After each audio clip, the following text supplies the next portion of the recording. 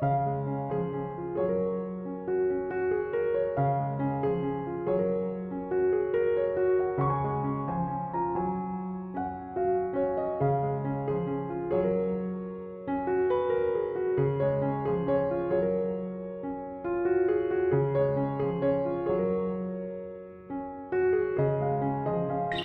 everyone, welcome back to the homestead. I feel like so much has happened over the last couple weeks that I kind of need to catch you all up on some things. So today's video is just going to be a bunch of updates.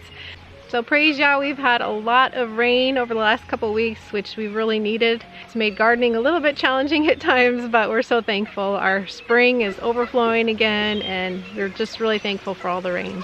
If you watched last week's video, you know that Beauty had her calf, a little bull calf, and we are affectionately naming him Kai Manly. Nathan came up with the Kai part, and I kind of wanted to call him Mr. Man, and so we just settled on Manly. So his name is Kai Manly, and he is doing great.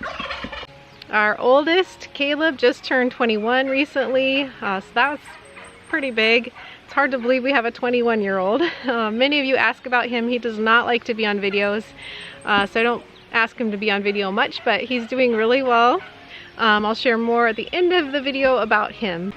Another Muscovy also hatched out 16 ducklings or musklings. They're just so cute.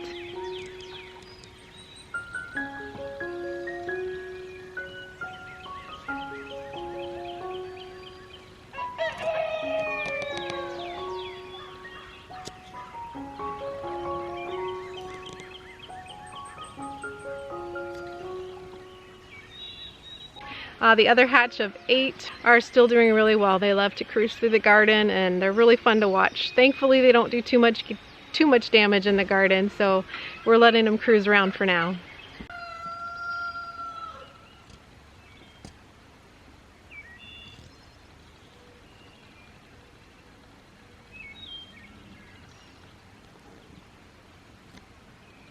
Our sawdust bin is functioning now. It is not totally finished. It doesn't have all the sides on it yet, but it's finished enough that we've been able to put a small amount of sawdust in it, and it's staying dry, and it's just such a blessing. So we're really thankful for that structure, to have that space usable and available now. So our kitchen garden is in full swing. We have pretty much all the space planted. I still have a little bit of space in one of the beds to plant, but other than that, most of the whole kitchen garden is in full swing, growing really well. And somehow we still have a whole lot of plants to get in the ground, so most of those are going to go in the main crop area. Something else we have to figure out where to put as well is our Jerusalem artichokes. We stored them in a big tote in the root cellar, and they're in sawdust. We just did not get them all fed to the animals over the winter time, so they are sprouting out of the tote, and we've got to find a place for those as well. Esther's vegetable art circle is looking really beautiful despite being attacked by cutworms. This is the first year that I can remember that we've had an issue with cutworms in our garden.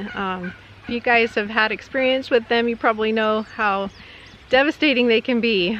They come out at night and just literally chop off plants at the base and destroy the whole plant.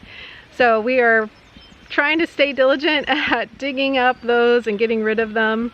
Next year we're hoping to put coffee grounds around all of our brassicas and chard. Those seem to be the things that they like the most.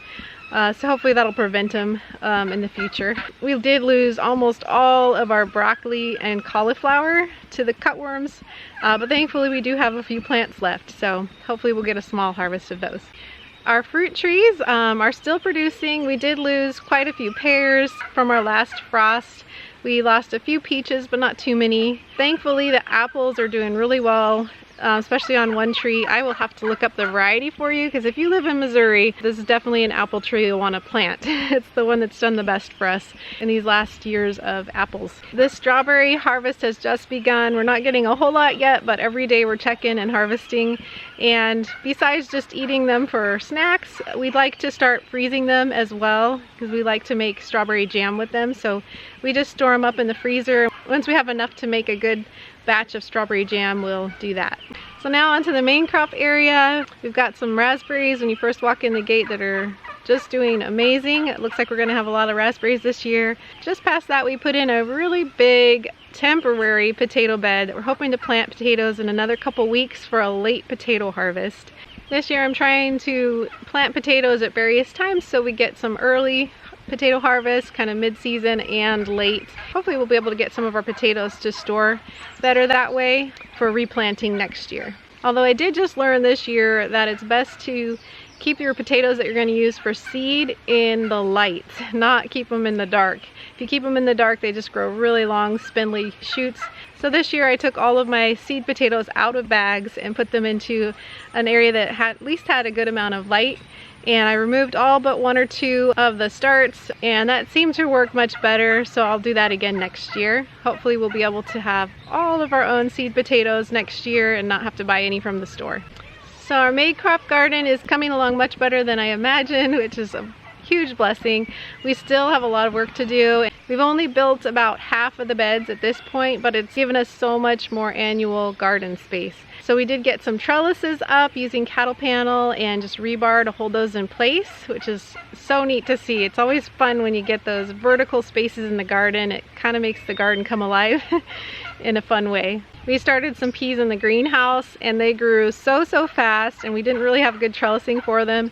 So we just moved those pots out to one of those trellises, and they are starting to kind of recover a bit now that they've got some trellis to grow up. We still have a few beds to fill. These beds take a long time to fill because some of them are 2 feet deep. One of the areas Nathan is still using for the goslings, they're not quite big enough to go in with the big geese yet, and so he's been putting them into one of the garden beds at night for safety, and then during the day they just cruise around the main crop garden area and are just so friendly and fun.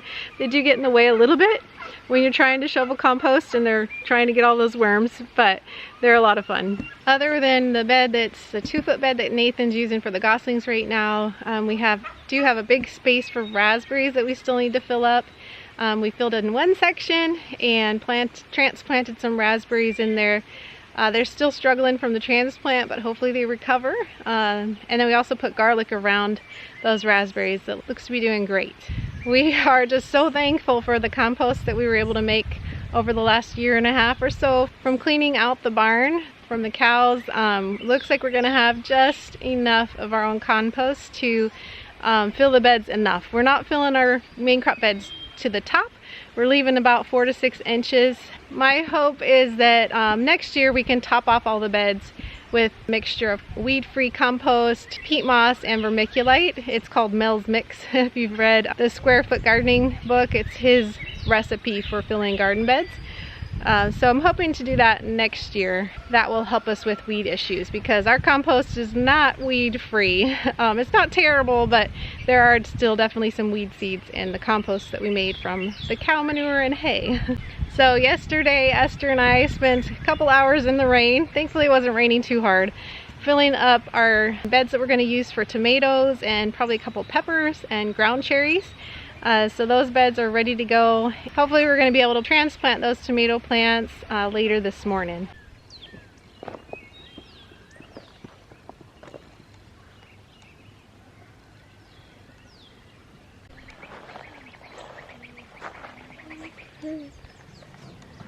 We got a little bonus petunia flower next to that one, huh? Yeah.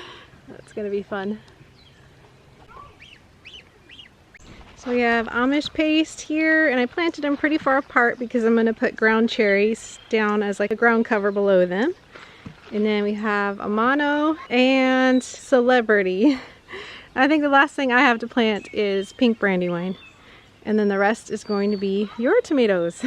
The variety I'm planting is called Paul Robeson. And she's got 4 of them to separate out of that pot. Yep. Sometimes we just put a bunch in one pot if we don't have enough pots. It works. The tomato roots don't seem to be affected by being pulled apart like other plants.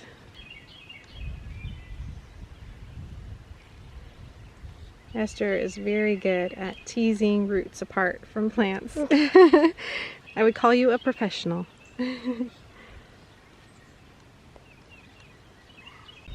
We take the bottom leaves off and plant just above that. Yep, and that helps give them a stronger root system.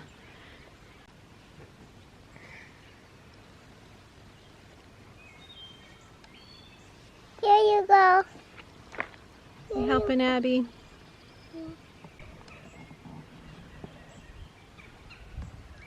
Okay, let it in.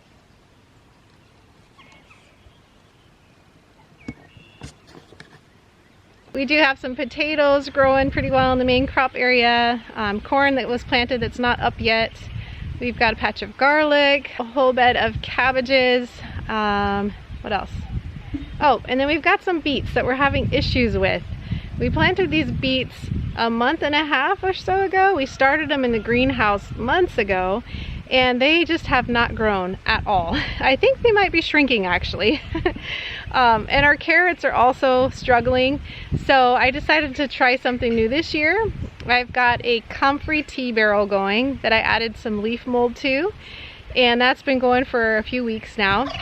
And so I'm gonna make a special fertilizer for our carrots and beets using carrots and beets. It's the Jadam liquid fertilizing system.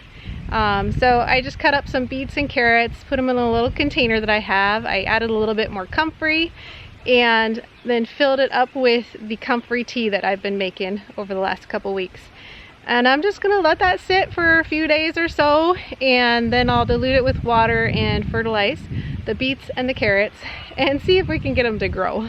Some of you might remember that I started all of our onions from seeds this year for the first time, and I'm really happy to see that they're doing really well. I did learn that I need to clear some of the soil around the bulb area to make sure the bulbs can get nice and big, so we still need to do that, but they're looking really happy and they've got a bunch of little mushrooms growing with them. Alright, so the last big update today doesn't really have to do with homesteading or gardening. It actually has to do with Kip and his job. He's been working over the last 2 years almost full-time for one client. That client's money kind of ran out unexpectedly, and so Kip would have been left without a job, but thankfully the father has provided a bunch of side jobs for him, doing all kinds of handyman work and some cement work and things. So instead of going out to get another hourly job, he's going to launch into his own business, which is pretty new for him. He's tried a couple businesses back in the days when we were first married, but pretty much for the last 15 years or so he's worked hourly for somebody else, and so this is a whole new thing for him. And he's hoping to include our boys in the process and get them some more consistent work hours as well, because as many of you know, our 3 oldest boys want to build homes on our homestead here. A couple of them are getting pretty serious about wanting to get married and start a family. So the hope is that this new endeavor of Kip doing handyman work and things like that will also include work for our boys and be a blessing for the whole family. So Caleb was working with Kip at the client's house that was just lost, and so Caleb hasn't had work, and he's really trying to think of ways to bring in income in the field that he's more interested in. He is really good at things related to website building, digital design work, and things like that. So he's actually helping me with a new project, which I'm not going to really share much of in this video. Hopefully next week I'll share more. What he's helping me with is related to a new business that I am starting. It's going to be more of a passive income sort of thing. I'm hopeful because I don't have a lot of time, but I'm just really wanting to help raise money for our boys and for their homes. So next week I'll share more about that as well. Thanks for joining us on the homestead today. Before we go, I want to say thank you to a close neighbor of ours who gave me a dwarf banana plant. I did not even know that I could grow bananas here, so I feel very blessed to have this little plant. I'm going to up pot it into a bigger pot, and then she just said before the first frost in the fall, she chops the plant down at the base, covers it with mulch, and just stores it like in a greenhouse. And then it comes back the next year. So I'm excited about that. Thank you. Thank you to Larry B for this new skill saw and for all the things you've added to my tool collection. Yep, you've got quite the shop going here, huh?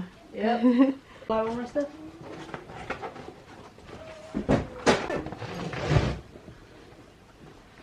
Nadie likes to keep things organized. And thank you as always to our patrons who make these videos possible. We truly appreciate you guys. Until next time, we pray blessings over you and yours. And whatever you do, Get with your whole heart.